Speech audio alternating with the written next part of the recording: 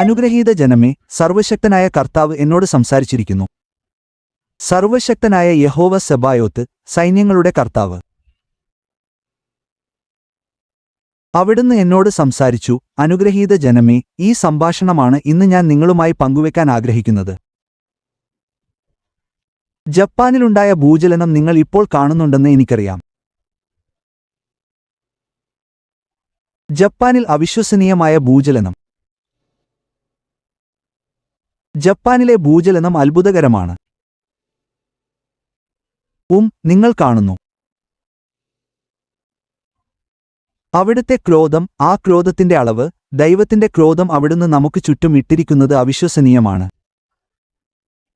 കോപത്തോടും ക്രോധത്തോടും കൂടിയ ആ തരം കുലുക്കം, അത് ഉടൻ വരുന്നു എന്ന് പറയുന്നു. ജപ്പാനിലെ ആ ഭൂചലനം അവിശ്വസനീയമായ കുലുക്കമാണ്. ഞാൻ ഭൂചലനം എന്ന് പറഞ്ഞപ്പോൾ വാസ്തവത്തിൽ ആ കുലുക്കം 30 മിനിറ്റിലധികം നീണ്ടുനിന്നുവെന്നാണ് അവർ പറയുന്നത്. ഭൂകമ്പം ഉണ്ടായതിനുശേഷം കുലുക്കം 30 മിനിറ്റിലധികം നീണ്ടുനിന്നു. അത് വളരെ ദീർഘമായ സമയമാണ്. അറിയാമല്ലോ, ഇപ്പോൾ അവർ ആളുകളെ പുറത്തെടുക്കാൻ ശ്രമിക്കുകയാണ്. വെനിസ്വേലയിൽ ഉണ്ടായ കുലുക്കവും നിങ്ങൾ കണ്ടു. വെനിസ്വേല എന്ന രാജ്യത്ത് ഇതുവരെയും 10,000-കണക്കിന് ആളുകൾ മണ്ണിനടിയിലാണ്. ആ രാജ്യം സ്തംഭിച്ചുപോയി. അവരെ പുറത്തെടുക്കാൻ സാധ്യമല്ല, മരിച്ചവരെ, മൃതദേഹങ്ങൾ. അതുകൊണ്ടാണ് ഞാൻ വീണ്ടും തത്സമയം നിങ്ങളുടെ അടുക്കൽ വരുന്നതിനു മുമ്പ് എല്ലാവരോടും ഒരു കാര്യം മുന്നറിയിപ്പ് നൽകാൻ ഞാൻ ആഗ്രഹിക്കുന്നു. നിങ്ങൾക്ക് ചെയ്യാൻ പാടില്ലാത്ത ഒരു പാപമുണ്ടെങ്കിൽ അതിനെ പിറുപിറുപ്പ് എന്ന് വിളിക്കുന്നു. നിങ്ങളുടെ അമ്മയ്ക്കു പോലും എനിക്കു പോലും നിങ്ങൾ ആ രേഖ കടന്നുകഴിഞ്ഞാൽ നിങ്ങളെ രക്ഷിക്കാൻ കഴിയില്ല. പിതാവായ ദൈവം തന്നെ. അവിടുന്ന് എന്നോട് പറഞ്ഞു, അവിടുത്തേക്ക് പോലും അവരെ രക്ഷിക്കാൻ കഴിയില്ല. ആരെങ്കിലും പിറുപിറുത്ത് ആ രേഖ കടന്ന് മറുഭാഗത്തേക്ക് പോയാൽ അവിടുത്തേക്ക് പോലും അവരെ രക്ഷിക്കാൻ കഴിയില്ല. കാരണം അവിടുന്ന് തന്റെ വചനം നിറവേറ്റണം. അവിടുന്ന് ഒരു പുതിയ ബൈബിൾ എഴുതിയാലല്ലാതെ. അതുകൊണ്ട് സ്വർഗ്ഗത്തിലെ കോടതികൾക്ക് മുമ്പാകെ അതൊരു രാജ്യദ്രോഹമാണ്. നിങ്ങൾക്ക് തൊടാൻ കഴിയില്ല. പിറുപിറുപ്പ്. ഈ രാജ്യത്ത് ആരെങ്കിലും പിറുപിറുത്തിട്ടുണ്ടെങ്കിൽ തയ്യാറായിക്കൊള്ളുക. അത് എളുപ്പമല്ലെന്ന് അറിഞ്ഞിരിക്കുക. അത് അവിശ്വസനീയമായിരിക്കും. എന്നാൽ സർവശക്തനായ കർത്താവ് പറഞ്ഞത് നിങ്ങളുമായി പങ്കുവെക്കാൻ ഞാൻ ആഗ്രഹിക്കുന്നു. അനുഗ്രഹീത ജനമേ, ലോകമെമ്പാടും പിറുപിറുപ്പ് തമാശയല്ല. സംഖ്യാപുസ്തകം 14-ാം അധ്യായം വായിക്കുക. അത് 16-ാം അധ്യായം വരെ വായിക്കുക. അത് 16-ാം അധ്യായം വരെ കൊണ്ടുപോകുക. പ്രത്യേകിച്ച് ഞങ്ങൾ വലിയ സന്തോഷത്തോടെയാണ് നിങ്ങളുടെ അടുക്കൽ വന്നതെന്ന് കർത്താവ് കാണുന്നു. ചിലപ്പോൾ ഞങ്ങൾ വളരെ ക്ഷീണിതരാണ്. ഇപ്പോൾ ഞങ്ങൾ പൂർണ്ണമായും തകർന്നിരിക്കുകയാണ്. ഞങ്ങളുടെ സമയം തലകീഴായി മാറി. പകൽ രാത്രിയായി മാറി. 1 മണിക്കൂർ മാത്രം നീളുന്ന ചെറിയ ഉറക്കം. നിങ്ങൾ വളരെ ക്ഷീണിതനാണ്. വീണ്ടും ഇരിക്കാൻ ഞങ്ങൾ ശ്രമിക്കുന്നു. നിങ്ങൾക്ക് ഉറക്കം വരുന്നു. നിങ്ങൾ 20 മിനിറ്റ് ഉറങ്ങാൻ ശ്രമിക്കുമ്പോൾ നിങ്ങൾ ഉണരുന്നു. ഇതപ്പാടെ കുളമായി.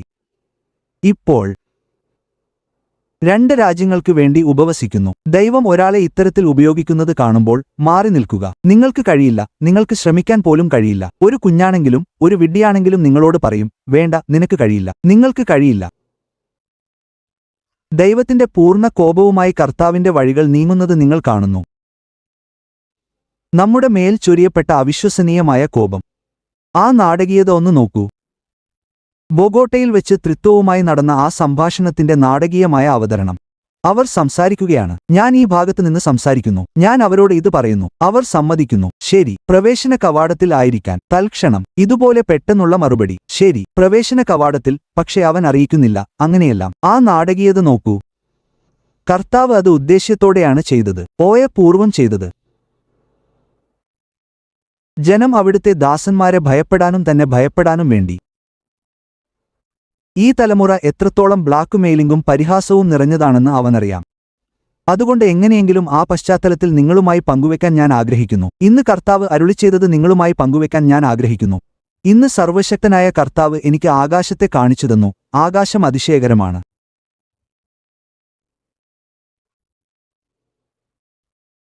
അതൊരു നീല ആകാശമായി കാണപ്പെടുന്നു.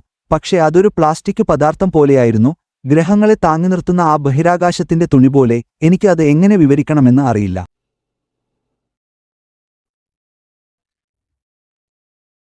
ഭൂമിയിലെ ഭാഷ ഉപയോഗിച്ച് ഞാനൊന്ന് ശ്രമിക്കട്ടെ. അതൊരു വളരെ കട്ടിയുള്ള പ്ലാസ്റ്റിക് പോലെ ഇളം നീലയും മിനുസമുള്ളതും തിളങ്ങുന്നതുമായ ആകാശത്തിന്റെ നിറത്തിൽ അത് ഒരു താഴികക്കുടം പോലെ ആകാശത്തെ മുഴുവൻ മൂടിയിരുന്നു.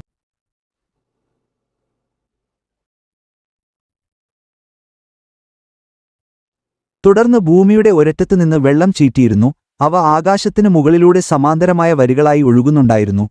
ഭൂമിയെ മുഴുവൻ മൂടുന്ന ആ ബഹിരാകാശത്തിന് മുകളിലൂടെ നേർരേഖയിൽ അവ സമാന്തരമായി ഇങ്ങനെ മുകളിലേക്ക് പോകുന്നുണ്ടായിരുന്നു.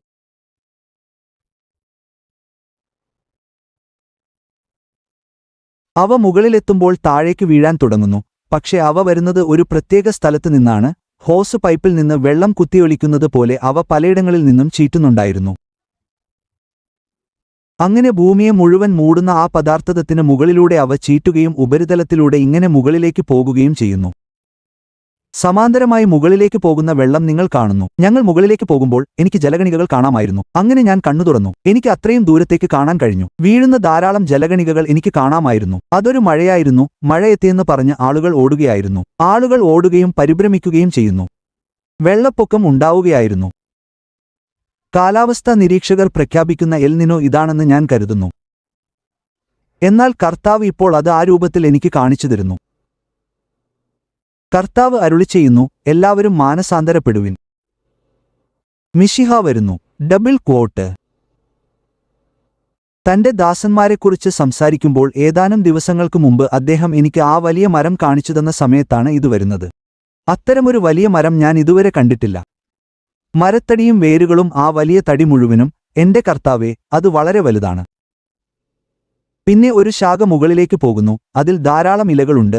ശാഖകൾ പിരിഞ്ഞു പോകുന്നു. പക്ഷേ ഒരു മുഴുവൻ തടിയും മുകളിലേക്ക് ഉയർന്ന് സ്വർഗ്ഗത്തെ തൊടുന്നു. അത് സ്വർഗ്ഗത്തിന്റെ മഹത്വത്തിലേക്ക് പ്രവേശിക്കുന്നു. അതിന്റെ വലതുവശത്ത് പൂർണ്ണ മഹത്വമുള്ള മറ്റൊരു ഭാഗം. പൂർണ്ണ മഹത്വം. അതിലും ഇലകൾ നിറഞ്ഞിരിക്കുന്നു. ദൈവത്തിന്റെ മേഘത്തിൽ മഹത്വത്തിന്റെ ഭാഗം നിങ്ങൾ കാണുന്നതുപോലെ ഒരു വെളുത്ത ഭാഗമുണ്ടെന്ന് ഞാൻ എങ്ങനെ വിവരിക്കാറുണ്ടായിരുന്നുവോ അതുപോലെ ഇത് പൂർണ്ണമായും മഹത്വമായിരുന്നു. ഈ ഭാഗം വേർപിരിഞ്ഞ് വരുന്നത് ഒരേ വേരിൽ നിന്നാണ്. പക്ഷേ ഇങ്ങനെ മടങ്ങി ഭൂമിക്ക് ഭക്ഷണം നൽകുകയും ഭൂമിയെ സേവിക്കുകയും ചെയ്യുന്നു. ആ ശാഖ മുകളിലേക്ക് പോയി അവിടെ മടങ്ങിയിരിക്കുന്നു. അതിലെ ഇലകൾ ജനതകളുടെ സൗഖ്യത്തിനായി ഭൂമിക്ക് മുകളിലുണ്ട്.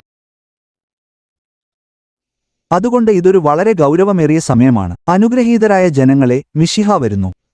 മിശിഹ വരുന്നു. നന്ദി.